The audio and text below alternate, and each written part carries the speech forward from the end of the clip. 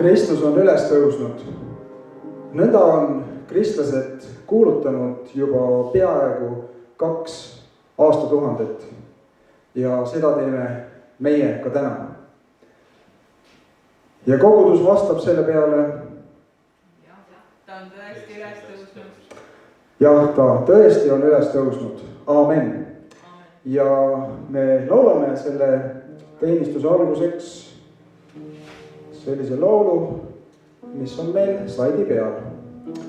Tere tulemast kõigile, kes on meil koha peal kaasa elamas või kes jälgivad meie teenistust interneti vahendusel.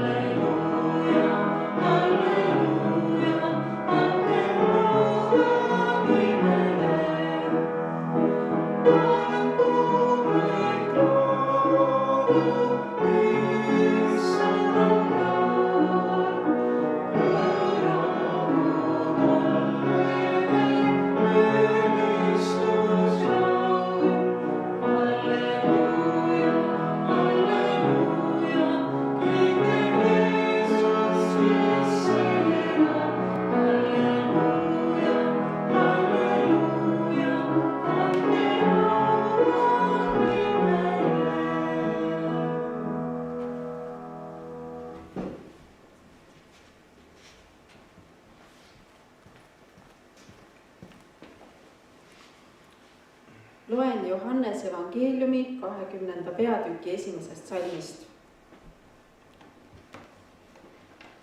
Maarja Magdalena tuli hauale nädala 1. päeva varahommikul, kui oli alles pime ja nägi, et kivi oli haualt ära tõstetud. Ta jooksis siis ja tuli Siimon Peetruse ja selle teise jüngri juurde, keda Jeesus armastas, ja ütles neile: Nad on issanda hauast ära viinud ja me ei tea, kuhu ta on nad pannud. Peetrus läks nüüd välja ja see teine jünger ka ning tulid haua juurde. Nad jooksid mõlemad koos, ent teine jünger jooksis Peetrusest kiiremini ning jõudis haua juurde esimesena. Ja kummargil sisse vaadates nägi ta surilinu. Ometi ei astunud ta sisse. Siis tuli ka Siimon Peetrus temale järele ja astus hauda sisse ja nägi maas olevaid surilinu ja higirätikut, mis oli Jeesuse pea ümber olnud, et see ei olnud koos surilinadega, vaid eraldi kokku mässituna teises kohas. Nüüd siis läks hauda sisse ka see teine jünger, kes esimesena oli hauale tulnud ning nägi ja uskus. sest nad ei teadnud veel kirjast, et ta peab surnuist üles tõusma. Ja jüngrid läksid nüüd taas ära kodu poole.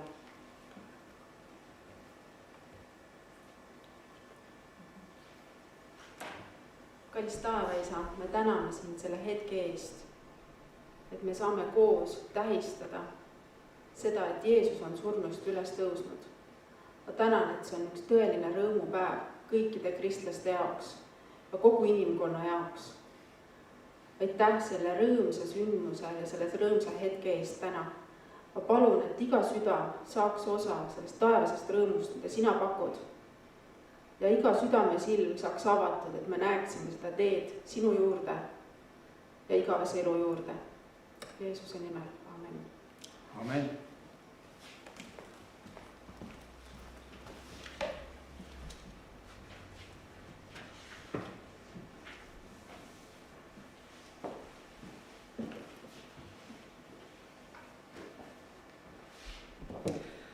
Loen Laine Sundja luuletuse Jeesus elab. Üle Golgata varjude särab taas üles tõusmise hommikukoit. Jeesus elab, haud tühi, surilinad on maas, kuulub valude mehele võit. Naine, miks sa siis nutad? Miks otsid sa, kes kivi haualt võiks tõsta? Jeesus elab, ta tõusnud on, sulle ka. Sinu enese raskused kandnud on ta. Tema veri subatud võib pesta.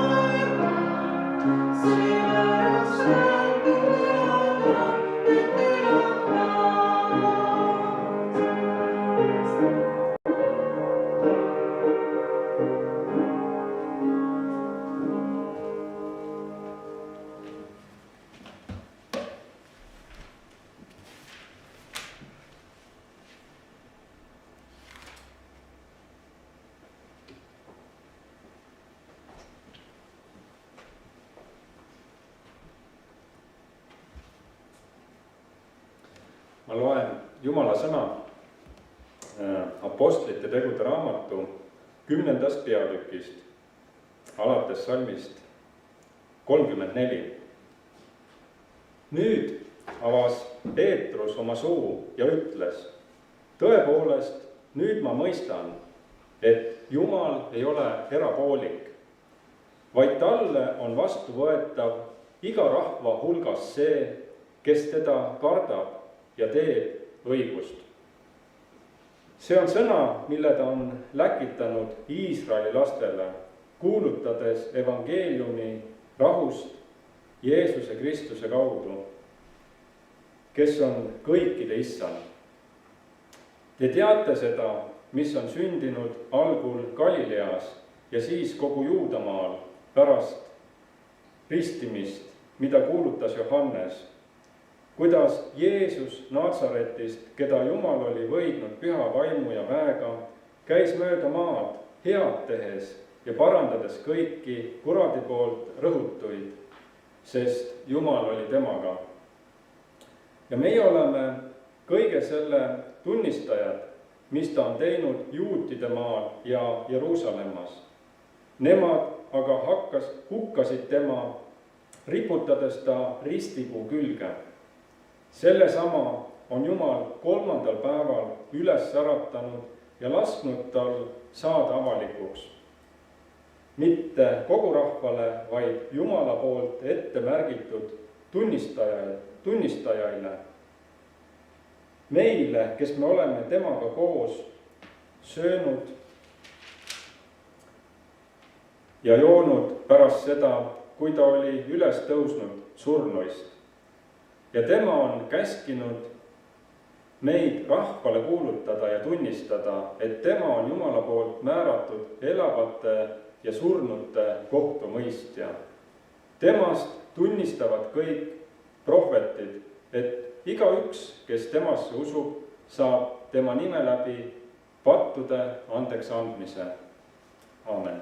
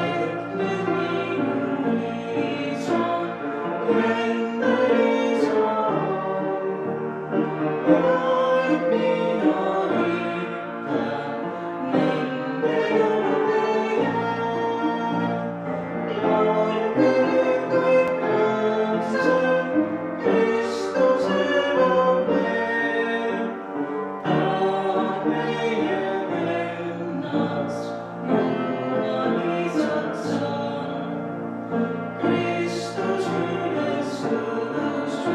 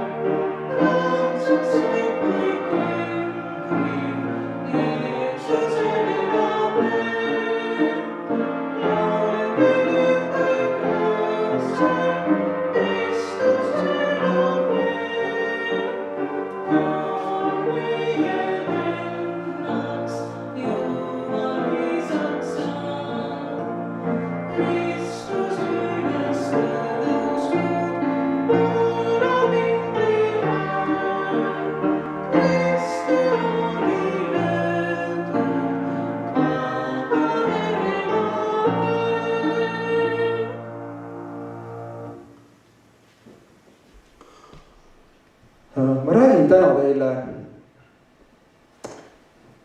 sellise jutu, mida ühendavad kenasti riimuvad ja algriimuvad sõnad vabastus ja vastutus.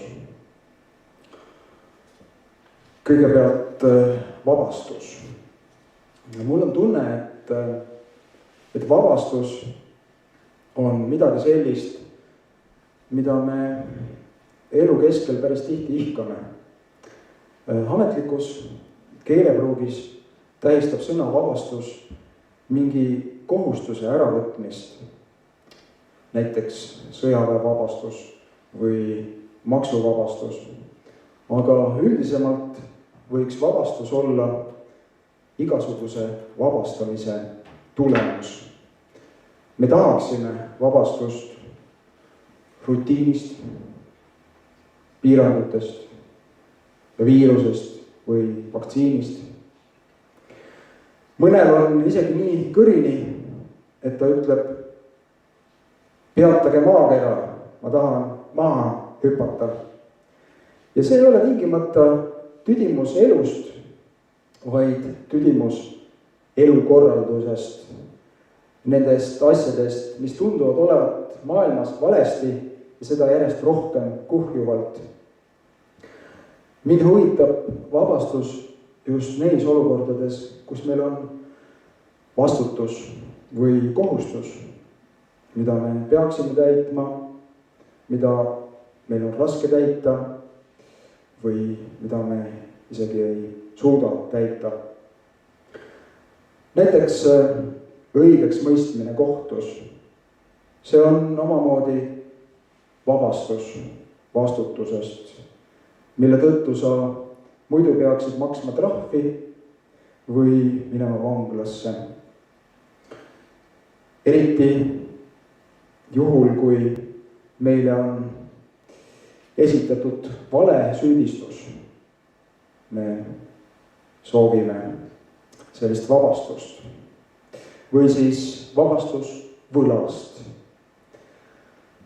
Tänapäeval on ju võlgu elamine väga levinud, sest laenuraha pakutakse meile igalt poolt ja me tahame ju asju saada kohe.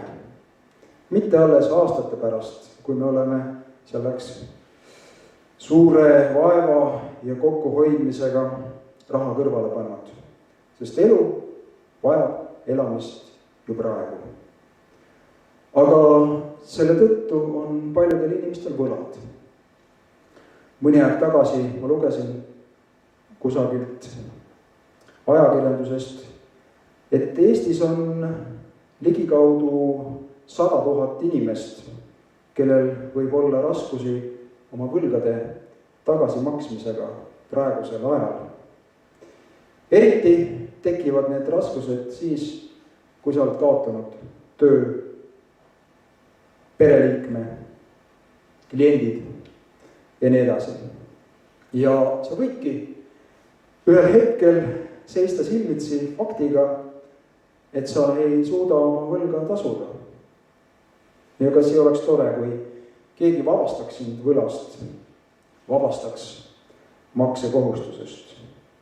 Mõnikord harva võib-olla ka juhtub selliseid asju, et mõni võlanõue aegub või midagi säärast, aga enamasti see ei ole niimoodi. Ja siis on veel ka inkasso, kes ostab võlgasid kokku ja spetsialiseerub nende kätte nõudmisele. Nii võib juhtuda, et esialgu suhteliselt väikesest võlast kasvab intressidega tohutu suur summa. Päris kõigil inimestel siiski ei ole pangalaenu.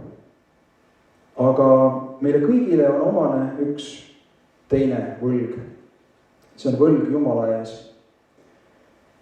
See ei koosne ainult nendest asjadest, mida me oleme teinud tema seaduse järgi valesti, vaid palju enam neist asjadest, mida me ei ole teinud Jumala käskude järgi nii, nagu me oleksime pidanud tegema. See on sama asi, millest on juttu meie isa palves, kui me ütleme, anna meile andeks meie võlad. Kunagine Kuusalu kiriku õpetaja Ralf Luter sõnastab nii, et see, mis me Jumalale võlgu oleme, on lõpuks üks. Suur vaimustus, piiritu andumus, hoovav, palav, tormiline ja siiski püsiv, ühtlane tahe teda teenida, aukartus Jumala kuju ees kaasinimises, rõõm teda aidata, täiesti kohtlane headus sõbra ja vaenlase vastu, ühe sõnaga armastus Jumala ja tema töö vastu. Ja Jeesuse kokkuvõte Jumala seadusest oli selline. Armasta Issandat oma Jumalat kogu oma südamega ja kogu oma hingega ja kogu oma mõistusega. See ongi suurim ja esimene käsk. Ja teine on selle sarnane. Armasta oma ligimest nii nagu iseennast. Matteuse evangeeliumi 22. peatükis salmid 37-39 on see niimoodi kirja pandud. Ja seal, kus me ei ole suutnud neid asju teha, armastada kõigest südamest, kõigest hingest, kõigest mõistusest, seal ongi kogunenud meie võlg. Kuidas meil oleks võimalik sellest võlast vabaneda? Selle küsimusega tegeleb kogu Vana Testamendi templiteenistus, loomohvrite ja kõige selle juurde kuuluvaga. Ja ometi oli Iisraeli rahva kogemus see, et ka kõigest sellest ei piisanud. Ja ilmselt selle küsimuse lahendamiseks ei piisa ka ühest sihtimata heast teost päevas, ehkki ka see on iseenesest päris hea idee.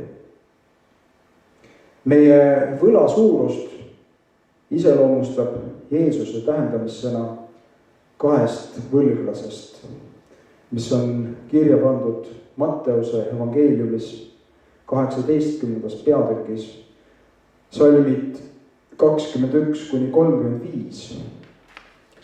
Seal on üks isand, kellel on 2 orja või sulast. See lugu on tolle aja olude kontekstis. Üks nendest orjadest on oma isandale võlgu suure rahasumma. See on lausa nii suur, et see peaks kindlasti panema kuulajaid imestama, kuidas sellel orjal õnnestus selline summa tekitada. Selle summa suurus on 10 000 talenti. Ja kui üks talent on, nagu me võime piibli seletusest lugeda, 6000 teinarit ja teenar oli ühe töömehe tavaline päevapalk, siis saame tulemuseks 60 miljonit päevapalka. Ja kujutleme nüüd, et üks töömees tahaks sellist võlga tagasi maksta. Tal kuluks rohkem kui 164 000 aastat. Ja samas ta peaks veel ka ise millestki elatuma. Ja ilmselgelt see on absurdselt suur võlg, mida on võimatu tasuda lihtsalt töömehel ja võib-olla pisut raske isegi nutikal ärimehel. Sest ka ärimehed on vahel raskustes. Ja isanda esialgne plaan on müüa see ori, koguda pere ja omandiga maha.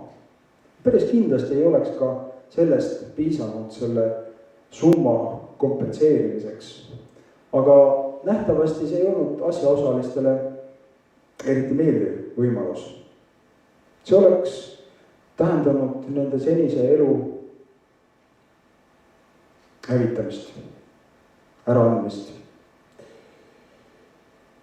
ja sellepärast Ori palub oma isandat ja lubab anda endast kõik, et oma võlg tasuda. ütleb, ole minuga pikameelne, ole kannatlik ja ma tasun sulle. see on ilus lubadus, aga meenutagem, et orjal ei ole üldse mingit šanssi seda lubadust täita.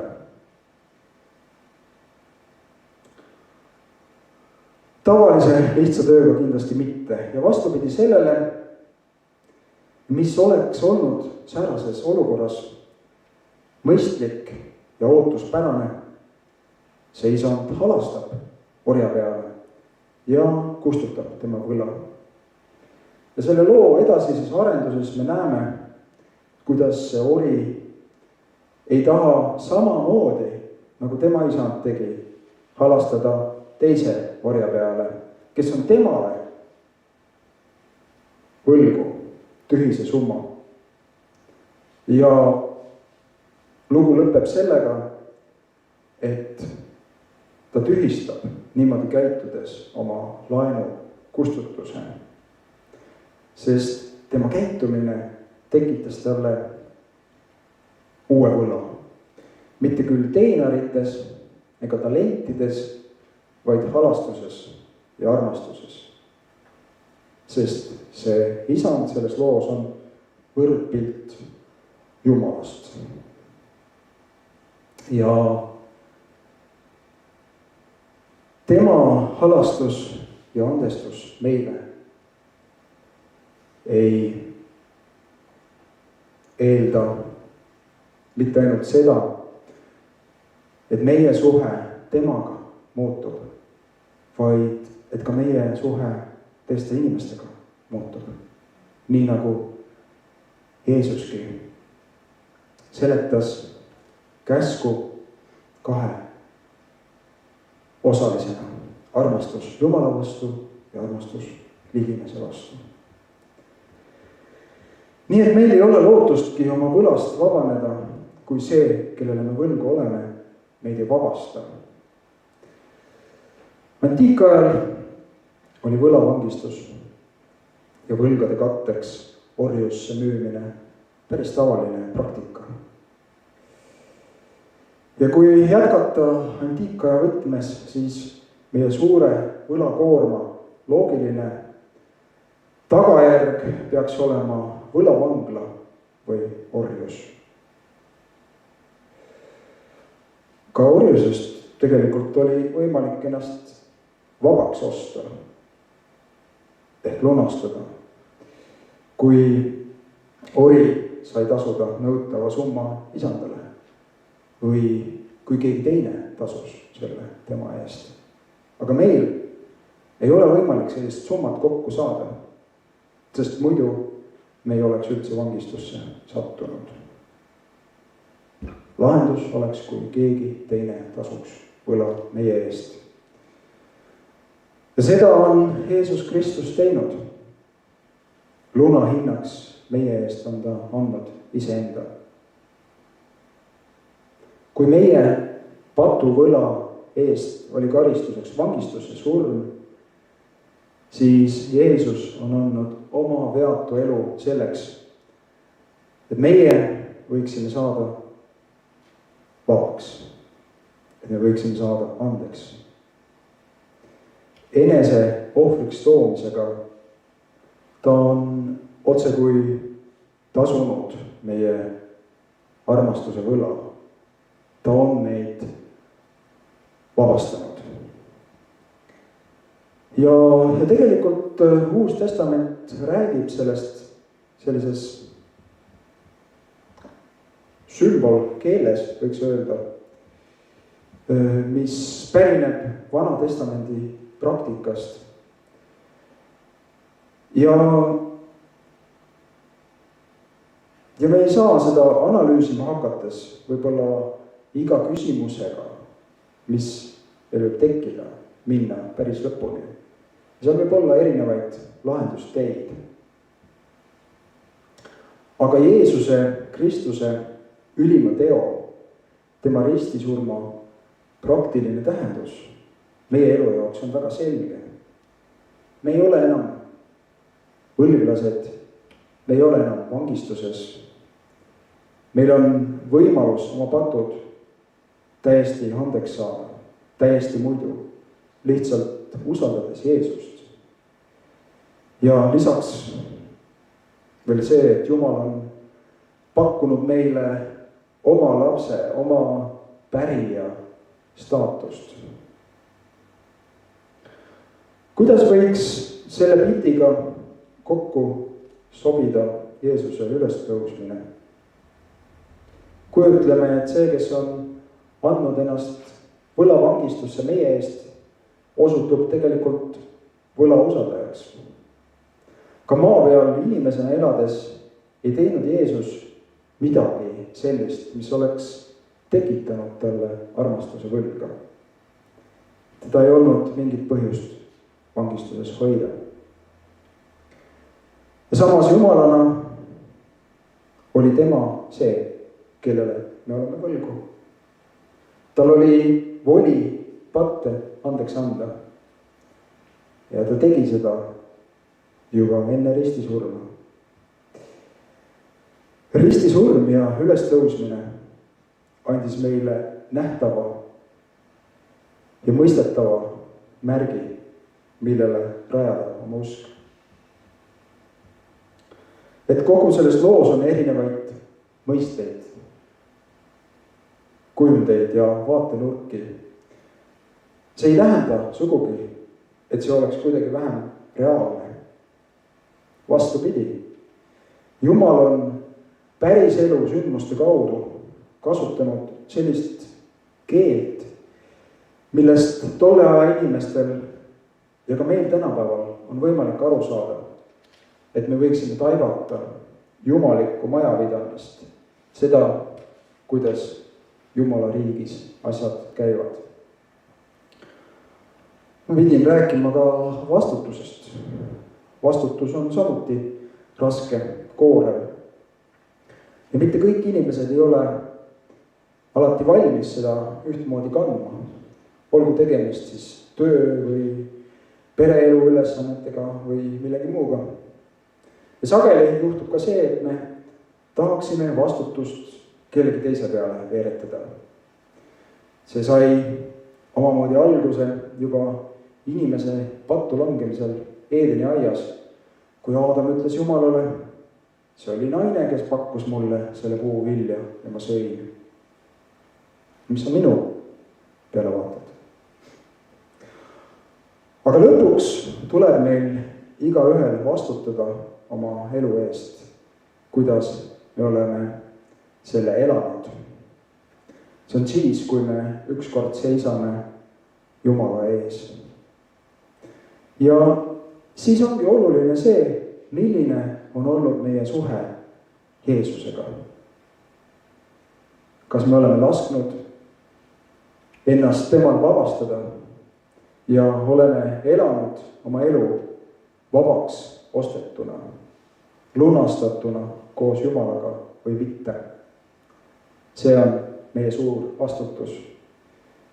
ja samuti on meie vastutus ka inimestele sellest teada anda. nii et ma lubasin rääkida vabastusest ja vastutusest, rääkisin vabastusest, võlast, vastutusest ja veel millestki.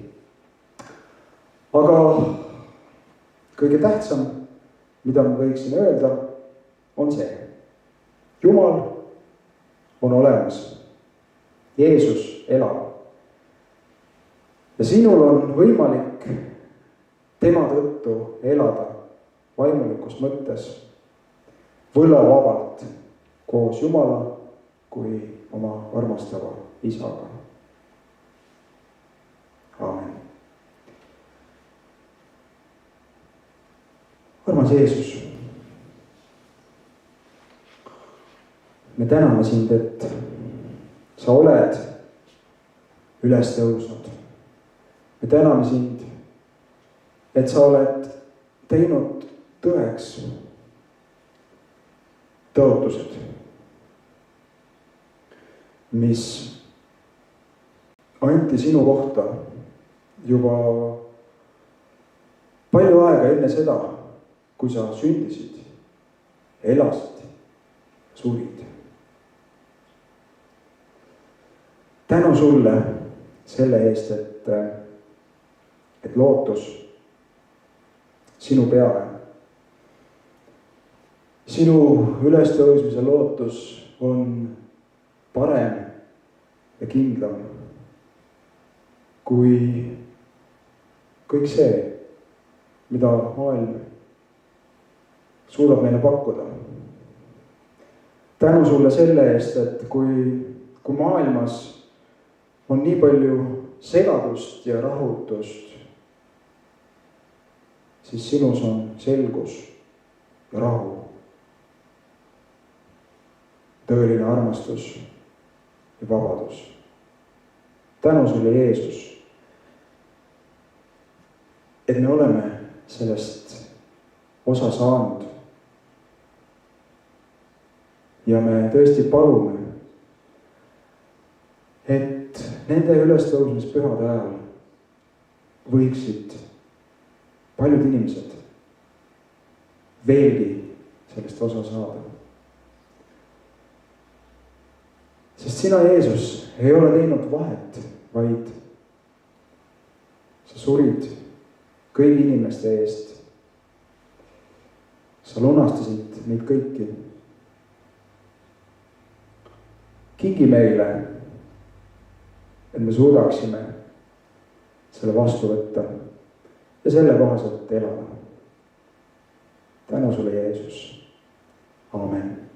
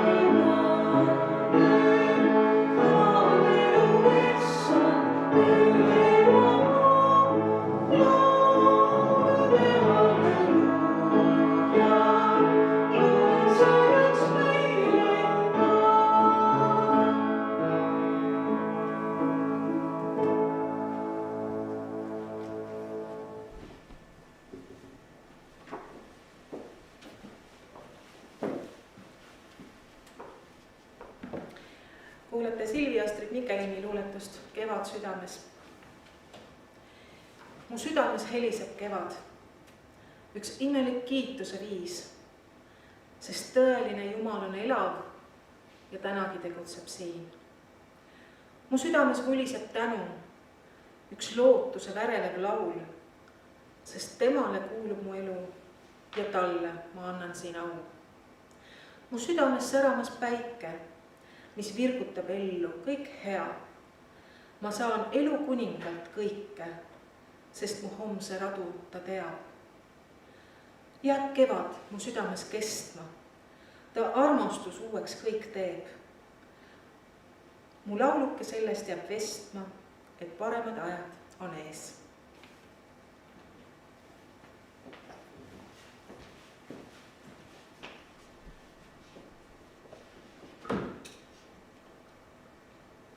Paremad ajad on kindlasti ees, võib-olla on ka halvemad ajad ees, aga paremad ajad on kindlasti.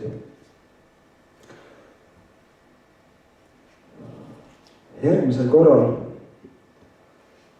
meil on jumalateenistus taas Zoomis, nii et jälgige infot ja siis kohtume Zoomi vahendusel.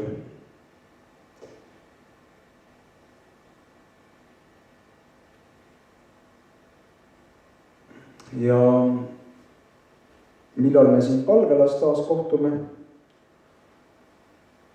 seda ma ei oskagi öelda, aga küllap see millalgi kevadel ikka juhtub. Lõpusõna on Pauluse kirjast kolosslastele 3.